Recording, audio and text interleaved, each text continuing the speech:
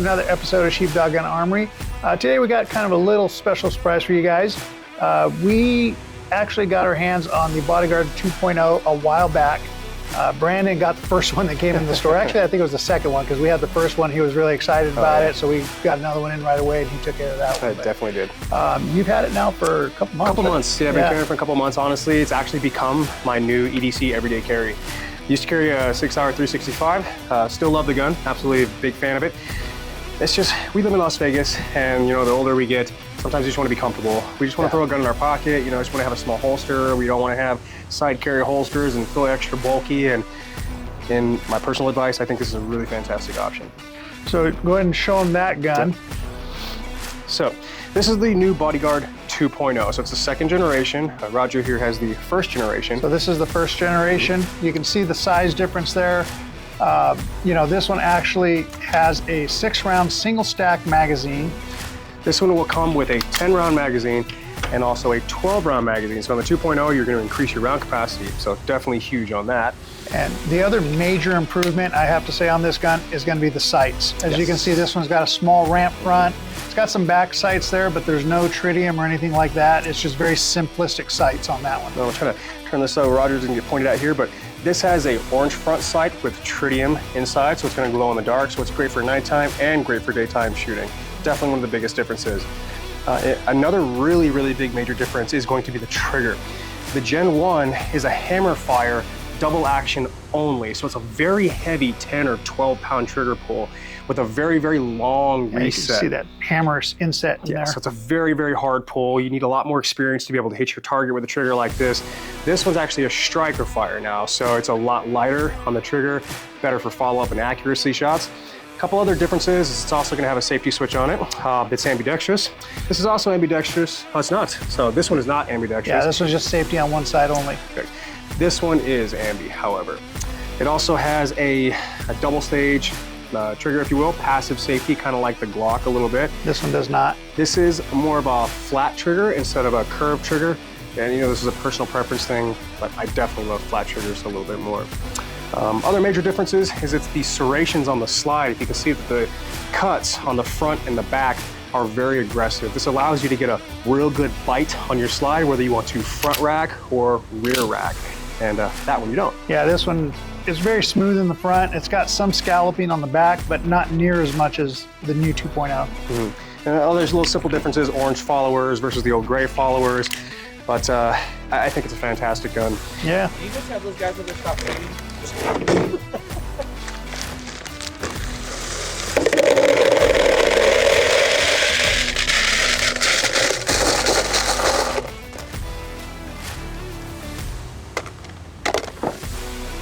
That's so satisfying.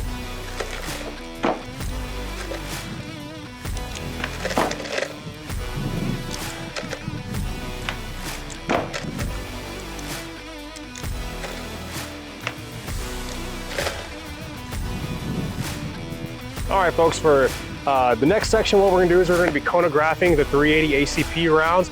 We wanna thank one of our biggest sponsors, Aegis Kinetics, for also providing the rounds to help with this YouTube channel. And if you guys are always looking for fantastic ammunition, stop by Sheepdog Gun Armory, check out the whole line of Aegis Kinetics ammo. They have everything from 380 to 9 to 5.56. Very, very good stuff. Brass rounds, works fantastic. But we're gonna be using the Garmin Zero chronograph here.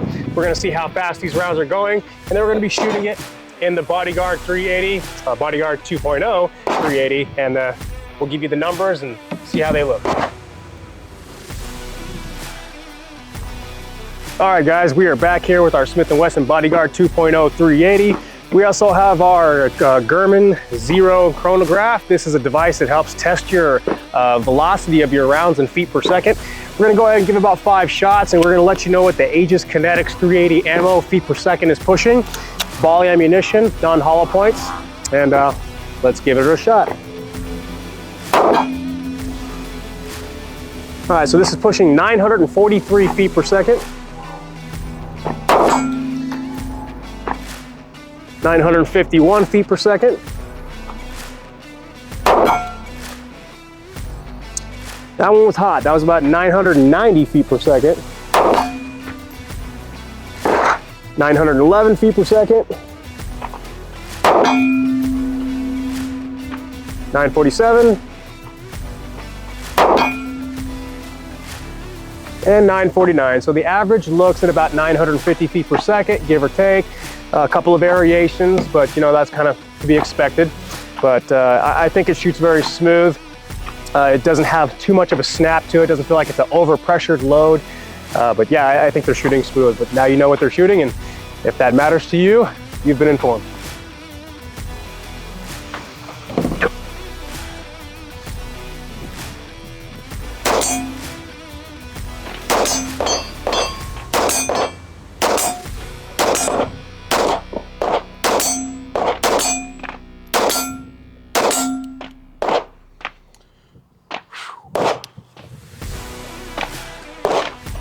See,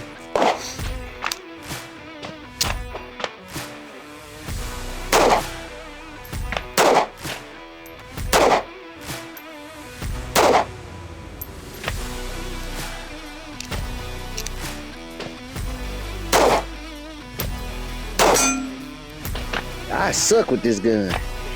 I was gonna say, you could the target.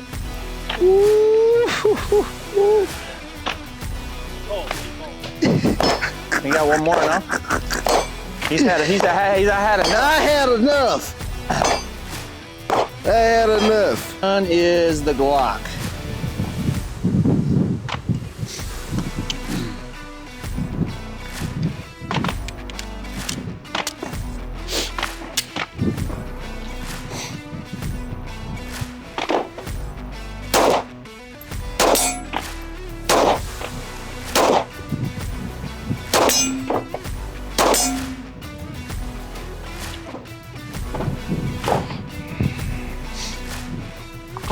Maybe because where I'm standing. Hey,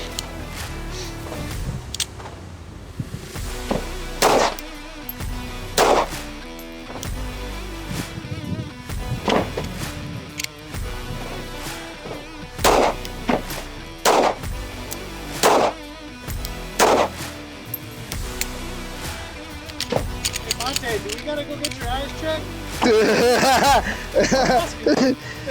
Hold on, we gotta turn his glasses on. Gotta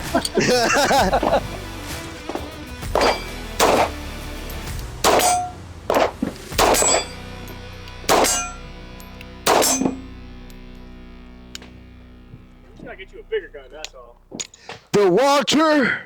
He's not used to that tiny guns. In all fairness, the smaller guns are harder to control.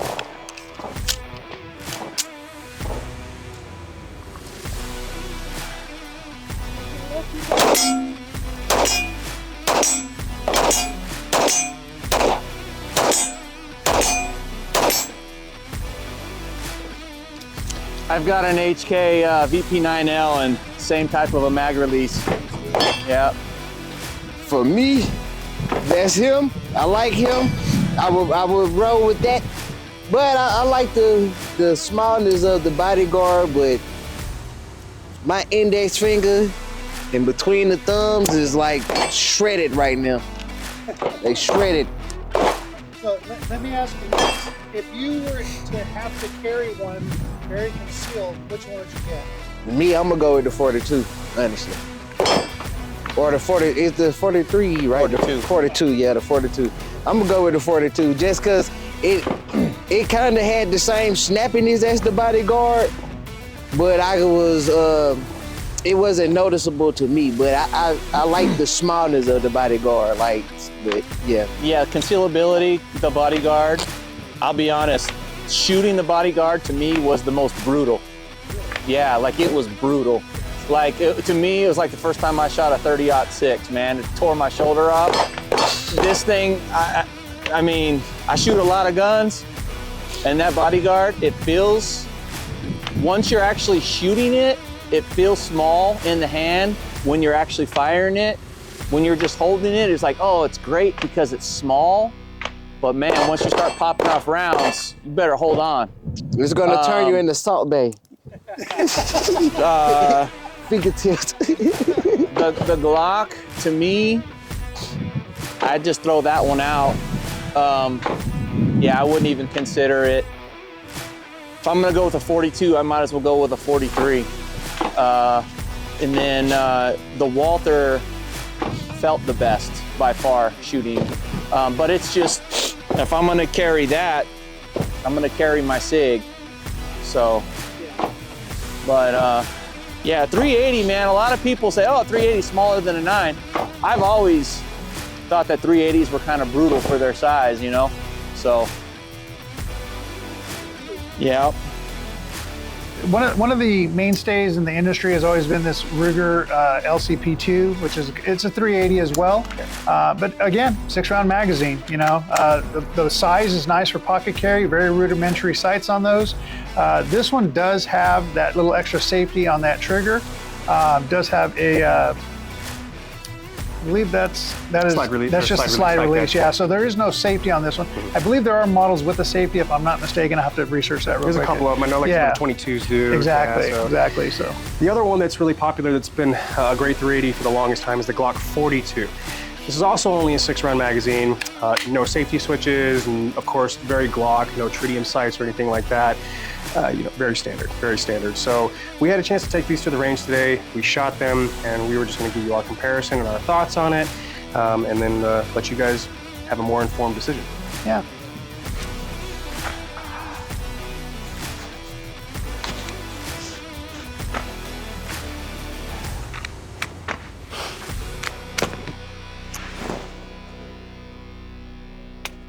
Huh. That mag is really stiff. It is, You really yeah. have to smack it in hard because that top load.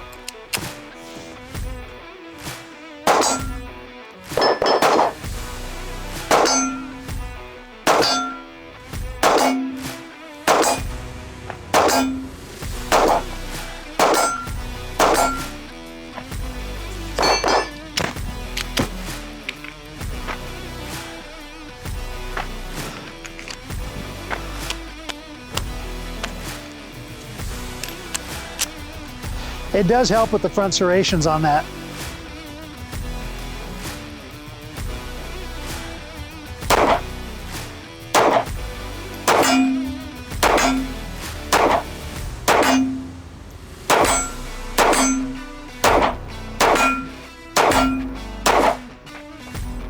So I recorded that in slow-mo, Yeah. so I can see the type of The muzzle flip, yeah. Gotcha. Yeah, that's actually not too bad. It was Not too bad. yeah, and the grip actually helps you keep it really in line there. So It's about as snappy as you'd expect for a 380. right. Other than that, very controllable. You use a 12-round grip. I've been using the flush grip. Right. I definitely am looking forward to a pinky extension coming out because I like to throw it in my pocket a lot. The 12s make it a little harder for a pocket, but if you want more rounds, I mean, definitely works out. Gotta do what you gotta do. Yeah, Roger, would you hold that one for me? Yes, sir. So now we'll bust out the PD 380 by Walther here. A little bigger full-size gun. 9-round mag versus the 10 or the 12 with the Smith & Wesson Bodyguard 2. This is also a hammer fire versus a striker fire.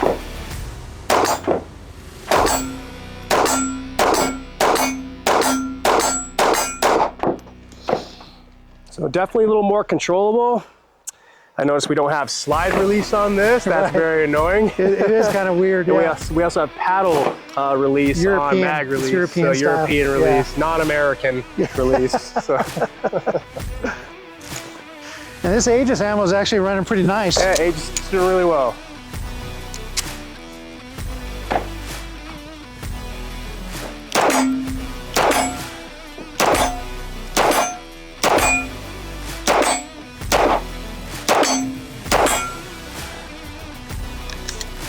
Yeah, that one's actually super controllable. I mean, it felt real comfortable to shoot. Yeah, more full-size guns. I mean, the bigger guns are definitely going to be soaking up recoil a lot Yeah. more.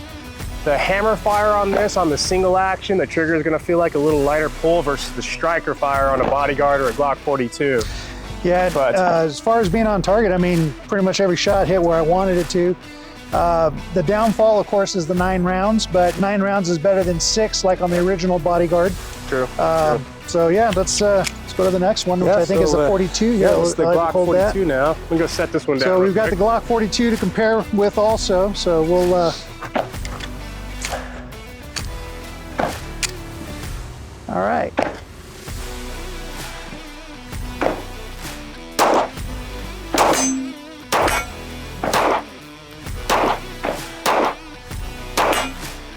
And 6 rounds is all you get with that one. That's it.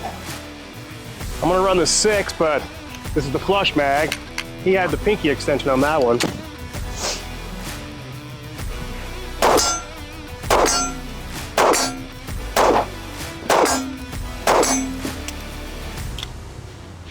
All right, so in my opinion, the Walther and the Bodyguard shoot nicer. The Glock trigger is very clunky.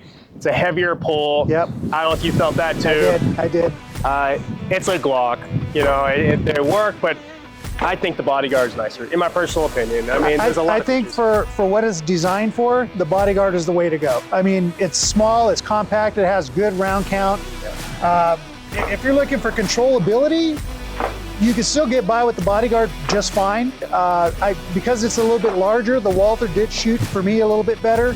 But I think the Bodyguard was more than acceptable in that category. For personal defense, you couldn't go wrong with it. Yeah, I agree. We're gonna go to the shop. We're gonna bust the guns out where we're not out in the wind and other people shooting, and we'll give you a full-on comparison, close-up views, a little bit more in depth of our opinions and thought processes on it. But I don't know, Smith & Wesson, you honestly impressed me, because your first one was meh. Your second one, fantastic. Yeah, absolutely. Yeah. Do you guys want to shoot it? Yeah, get in there, load some mags. I think Aegis ammo for, Aegis Kinex, those guys are fantastic. They gave us a 380 ammo for this test. Yeah, I honestly didn't even know they had 380 ammo. All of a sudden they just came up with some 380 ammo. So thanks to those guys. And as far as concealed carry goes, the one important thing that a lot of people do and they forget to do is get some type of insurance for themselves. You want to talk about USCCA for a second? Absolutely. So we definitely recommend that you get some kind of liability coverage in the event that you actually have to defend yourself. I mean, at the end of the day, who is going to come defend you after you've defended yourself? And the justice system a lot of times is not really in the favor of gun owners that much anymore. The USCCA, United States Concealed Carry Association, is the best organization in this country today. They can help protect you financially. They can support you through the entire process, get you out of jail, pay for your attorneys, per diem if you were hurt in an injury, all kinds of fun stuff. So we'll definitely be posting links below if you would like to get signed up, or definitely stop in Sheepdog Gun Armory. Come talk to the guys if you would also like to get set up too. Yeah, absolutely. Also, don't forget triaddefense.vegas for your CCW class, because you can't carry these cool things unless you have an actual permit to conceal them. So check out Brandon. There'll be a link to his website, or you can come into the store. We can get you signed up here. Your choice, however you want to do it. Of course. But one of the best guys in the industry for that. So much appreciate it. Do offer the class twice a month. Yeah. Clark County Shooting Complex. All dates are on the websites, or you can come here and talk to the guys. Absolutely. Yeah. So again, thank you guys for that, and hope you guys enjoyed the shooting a little while ago. Yeah. And hey, again, 380s, they're still fun, even though it's not a 9mm or anything like that. You can still protect yourselves with them, and not a whole lot more to be said other than if you're looking for something pocket carry, I'd go 380. Well, let me ask you this: we had a chance to shoot them today. What are your thoughts between we shot a Walther, by the way. We don't have that one here, but we shot the Walther PD380, the Glock 42, and the Bodyguard 2.0, and then we had our thoughts on it. But what are your thoughts? I actually, as far as for concealing it and quick using it, I like the Bodyguard 380. The 2.0 really stands out as far as the size, being able to hold the grip. It is, you have to get a firm grip on it because it has a very aggressive texture. Yeah. So if you don't have a firm grip, you're going to feel it a little bit. Can rub you raw a little bit. Yeah, but in a self-defense situation, you're basically not worried about that. You're just going to get that firearm out. You're going to put it to work, and hopefully, put down whatever's trying to get at you. Yeah, of course. I mean, these guns are definitely not more designed for target shooting / home defense. They're for up close and personal to get the job done. And 380s on a larger frame, obviously they're going to be a lot smoother shooting. That Walther that we had, even the 42, a little smoother shooting than that Bodyguard 380 as far as the snappiness, the recoil. Yep. But overall, if I was going to carry one, I agree with Brandon. I think I'd carry that Bodyguard 380 2.0 as well. I know I'm biased, but I have to agree. The Bodyguard. This also was my 380 also on top of it. So it was an older gun I carried, but new things are always coming out. So why not get the newest, best updated technology? There you go. So, hey, thank you guys for, supporting us on this channel, and we appreciate you, and hope to see you guys soon over in the store or in one of Brandon's classes. Absolutely. Don't forget to like and subscribe. Smash that button. Exactly.